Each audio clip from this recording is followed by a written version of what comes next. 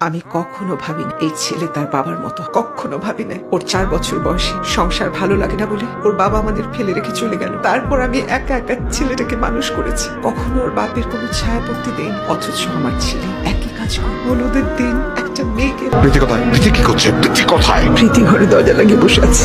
প্রীতি, প্রীতি দরজা খোল, প্রীতি, প্রীতি, আমাদের কাছ থেকে একটা ইনডাইরেক্ট বিয়ের প্রপোজাল এসেছিল। আমাদের অনেক বড় ভুল হয়ে গেছে সেই বিয়ের প্রপোজালটা বিবেচনা না। যদি আমি ছোটবেলার মতো জোর করি আমার জামাই হওয়ার জন্য, মিথ্যে মিথ্যে না, সত্যিকারে আসল সংসার হবে আমার জামাই। ওনাদের কোনো সমস্যা নেই। রেহান, তুমি যদি রাজি থাকো। তুমি রাগের মাথায় সবকিছু করছো না তো? না, আমার মাথা একদম ঠান্ডা আছে।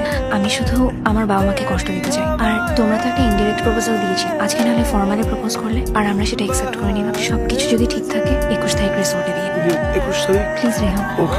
নিজের ইচ্ছে করে দেখলাম বাবা, এই ফল হলো। আজকে থেকে সবকিছু তোমার ইচ্ছে মতো হবে। আই প্রমিস, সবকিছু তুমি যেভাবে চাও সবকিছু তোমার ইচ্ছে মতো।